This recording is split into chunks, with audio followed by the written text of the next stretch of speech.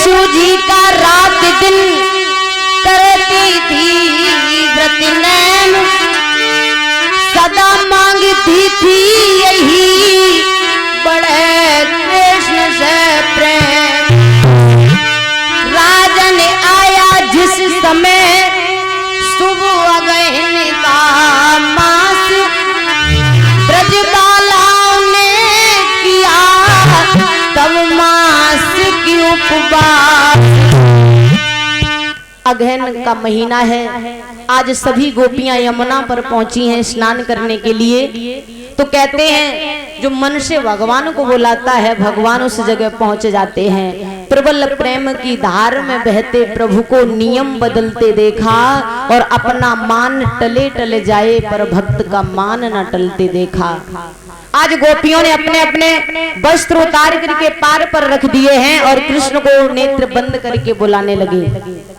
जब बुलाया है तो भगवान कन्हैया पहुंच जाते हैं। जब पहुंचे तो ललिता बोली, अरे कृष्ण तुझे लाज नहीं आती, तुझे शर्म नहीं आती, क्योंकि मैं यहाँ पर वस्त्रहीन है, स्नान कर रहे हैं, कन्हैया जरा भी शर्म नहीं है तुम्हें। तो भगवान ने कहा पहले ध्यान धर के बुलाती हो, जब आ जाते हैं तो मुझे निर्लज्ज बेशर्म बताती हो।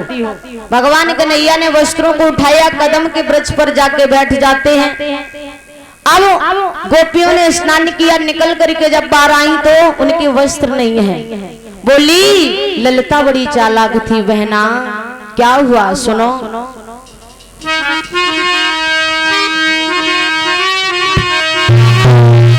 चीर ले गो कन्हैया, चीर ले गो कन्हैया ना हम जानी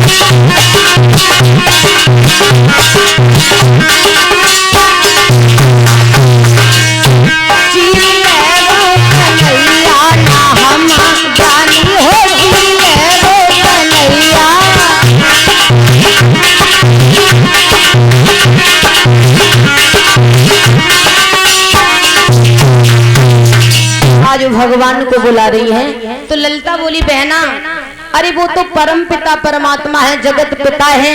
अगर लाज करनी है शर्म करनी है तो दुनिया वालों से करो, वो तो जगत पिता है, दुनिया को बनाने वाले हैं, उनसे किस बात की शर्म है।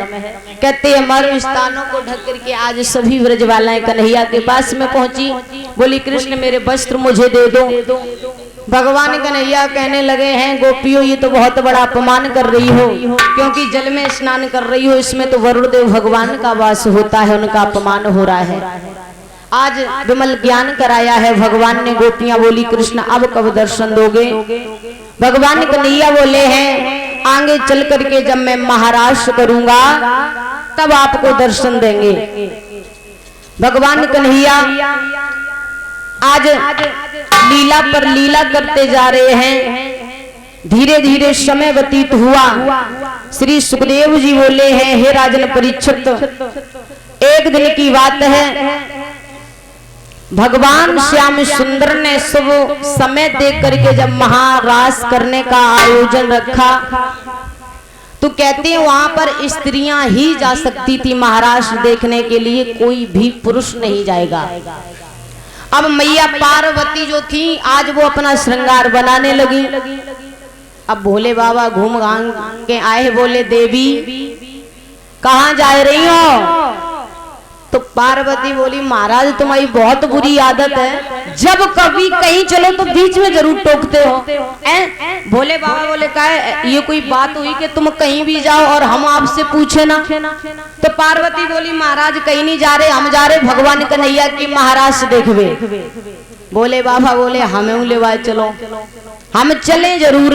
पार्वती बोली महाराज वहाँ कोई पुरुष नहीं जाएगा, वहाँ सिर्फ और सिर्फ स्त्रियां जाएंगी। बोले बाबा बोले स्त्री हमें बनाओ, लेकिन हम कन्हैया की महाराज देखवे जरूर जाएंगे। पार्वती बोली महाराज बेइज्जती हो जाएगी, तुम आप मत चलिए।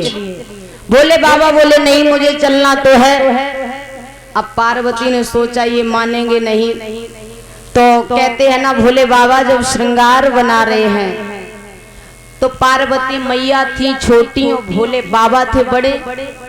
अब घंगरिया चुनरिया जैसी पहनी तो चूनर जब सर पे डाली है तो जब आगे जटाएं पीछे जटाएं झांकते हैं तो आगे उनकी दाढ़ी खुल जाती, जब दाढ़ी झांकते तो पीछे जटाएं खुल जाती। पार्वती बोली महाराज तुम्हारे हाथ जोड़े पैर छुए, आप मत चलो बेइज्जती हो जाएगी। बोले बाबा बोले चाहे नाक कटे चाहे गर्दन कट जाए, लेकिन हम चले जरूर महाराज देखवे। अब भोले बाबा ने घंगरिया चुनरिया तो पहन ली। बोले देवी एक बात याद रखना, देवों के देव महादेव भोले बाबा अपनी घरवाली से देवी कहते थे। भैया याद रखना, अगर देवता बनो चाहो तो आज से देवी कहियो, अगर चुड़ैल कहियो तो भूतनाथ तो बने धरे। भोले बाबा बार बार कह रहे हैं देवी कहाँ जा रही हो? अब ऐसा करो मेरा श्रृंगार बना दो। एक बात याद रखना, भोले बाबा ने विचार किया कि मैंने कभी श्रृंगार किया नहीं, कहीं उल्टा सीधा श्रृंगार ना हो जाए, क्योंकि माताएं बहनें जानती हैं कौन सी चीज कहाँ लगाई जाते है। और अगर यही श्रृंगार दान का डब्बा भैया लोगन के दे दे, उन्हें का पता का उठने वाली चीज एड़ी में रगड़े हैं। आज भोले बाबा कह रहे हैं देवी मेरा श्रृंगार बना दो, तो उसी समय क्या बोले हैं भोले बाबा?